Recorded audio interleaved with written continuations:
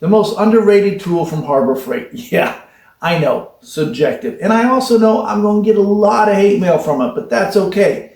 Because I honestly believe it's the most underrated tool. Not just from Harbor Freight, but in woodworking in general. And most beginning woodworkers don't even consider it. They don't understand it. They think it's too specialized for their needs. I mean, seriously, think about it. How cool is this? One sliding mechanism and it measures four different ways. I just love the mechanical design of these things. 4 different ways to measure, all in one fluid movement. And the fourth, most people don't even know about it. Do you? If you like tools and stripping back the hype and finding what really works, please hit that subscribe so we can keep the conversation going. All right, like most of my budget buys, which pretty much run my shop, this is not perfect. Some of it's me and my little quirks, asking too much maybe, and some probably the price point. I'm guessing 5 years ago I got this for Christmas, the Pittsburgh Digital Calipers from Harbor Freight. I have long since lost my instructions, so don't think of this as an unboxing. I keep a spare battery in there with it, as I've lost more than one, because the thing is, it's an energy parasite. It feeds on the battery, even when it's off. It's a cheap circuit board, I would assume, so I'm constantly taking the battery in and out. They're small, they're round, and they fall and they roll to only God knows where, probably with all my half socks that went missing years ago. That is my first negative of it. It's not a huge thing. I try and remove my batteries anyway, as I never know when I'm going to get back to the shop, let alone to this tool again. But it eats them. Harbor Freight knows this. Hence the little hidey hole for the battery to go. It looks good, not great. I'm not a huge fan of the plastic hunk on here, but for $20-25 I can live with it. And I see now that Harbor Freight offers a $12 set as well. Haven't tried those yet though. This slides like a dream, still, even after 5 years of neglect, slick and smooth. We have both metric and imperial, little button and you switch between them.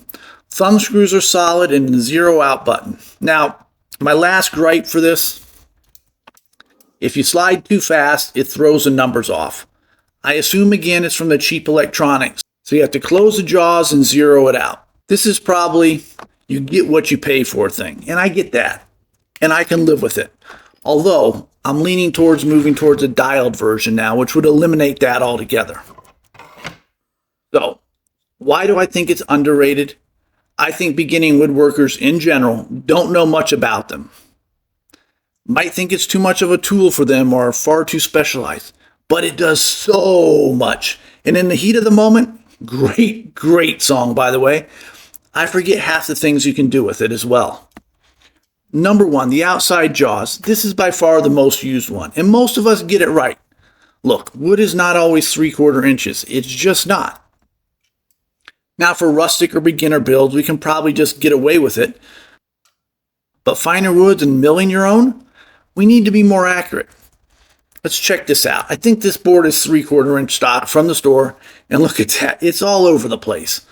Now, my favorite thing with the outer jaws are dowels, rods, pipes.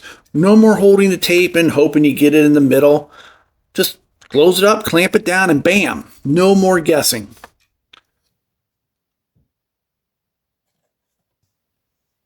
Number 2, the inner jaws. These are amazing. To get in the side of anything, pipes and dados. Get the thickness of your board with the outer jaws, lock it in, flip it over to the inner jaws, and keep inching away at the dado until it's perfect. Great feature.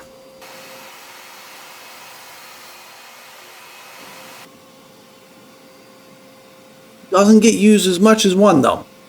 Number 3, this is the first one people tend to forget about. Probably not used half as much as the other two. You see, as we're sliding up and down, the jaws opening and closing, this little end comes in and out, the depth gauge. You don't know how far down you drilled a hole, want to fill it with a dowel? Send it down, you got your measurement. How deep did your saw blade cut? Need to adjust it for half laps? Another great underutilized feature.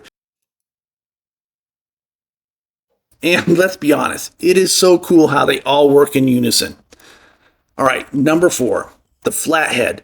This is one of the most overlooked methods of measuring. In essence, it is a more stable version of number 3. The hidden depth gauge, if you will. Perfect for saw blade depths and router bits.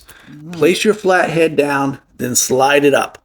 This moves up, and again, your measurement is perfect. This is great for dados and heights. And I use it all the time for my saw blades. All right. That's not true because I forget it. This is the magic measurement that most people forget. Did you? And honestly, it works so slick here. No need for those measurement blocks that go over the top. Well, unless you love tools, which if you're watching this, you probably do. Whether you buy one from Harbor Freight, Amazon, or any other place, calipers are one of the, if not the most underrated tool out there, digital or not.